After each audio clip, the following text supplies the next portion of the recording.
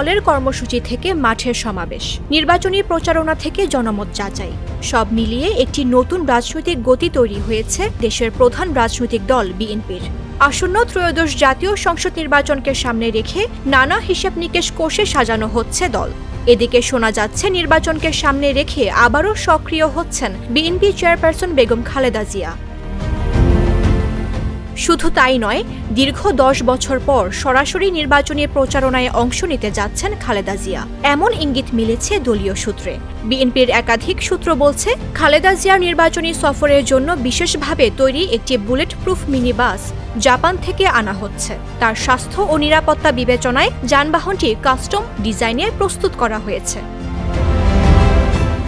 খালেদা জিয়ার পাশাপাশি বিএনপির ভারপ্রাপ্ত চেয়ারম্যান তারেক রহমানের জন্য জাপান থেকে আরেকটি বুলেট প্রুফ গাড়ি আনা হবে। ইতিমধ্যে বিএনপির পক্ষ থেকে ওই যানবাহনের আমদানির অনুমোদনের জন্য প্রয়োজনীয় নথি সরকারের সংশ্লিষ্ট দপ্তরে জমা দেয়া হয়েছে। 2015 সালে ঢাকার 2টি সিটি কর্পোরেশন নির্বাচনে প্রচারে অংশ নেয়ার পর এবারই প্রথম খালেদা জিয়াকে পূর্ণমাত্রায় প্রচারণায় দেখা যাবে। বর্তমানে তার শারীরিক অবস্থা ও নিরাপত্তা বিবেচনায় প্রতিটি পদক্ষেপে বিশেষ প্রস্তুতি নেওয়া হচ্ছে। বিএনপির জ্যেষ্ঠ নেতারা জানান, বুলেট প্রুফ মিনি বাসেই খালেদা জিয়া দেশ জুড়ে নির্বাচনী সফরে অংশ নেবেন। তার সঙ্গে থাকবেন নিরাপত্তা কর্মকর্তা, ব্যক্তিগত চিকিৎসক ও সহকারী দল। সফরে বিভিন্ন জেলায় যাত্রা বিরতি ও জনসভায় যোগ দেওয়ার পরিকল্পনাও নেওয়া হয়েছে। ঢাকার গুলশানে বিএনপি চেয়ারপারসনের রাজনৈতিক কার্যালয়ে চলছে প্রচারণার সূচি, ভ্রমণপথ ও জনসভাস্থল নির্ধারণের কাজ। আগামী কয়েক সপ্তাহের মধ্যেই খালেদা জিয়া নির্বাচনী যাত্রার আনুষ্ঠানিক ঘোষণা দেয়া হবে।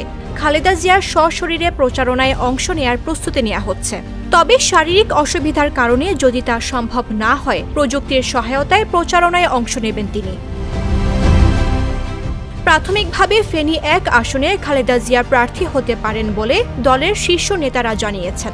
এদিকে নির্বাচনে বিএনপি চেয়ারপারসন বেগম খালেদা জিয়ার ভূমিকা থাকবে বলে জানিয়েছেন দলের ভারপ্রাপ্ত চেয়ারম্যান তারেক রহমান।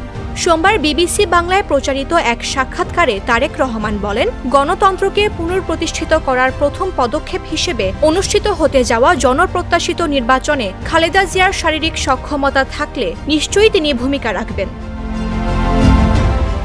খালেদা জিয়া নির্বাচনে অংশগ্রহণ করবেন কিনা এই প্রশ্নের উত্তরে তারেক রহমান বলেন, তার শারীরিক সক্ষমতার উপর বিষয়টি নির্ভর করছে। মামদুহা রাইসা, জাগো নিউজ।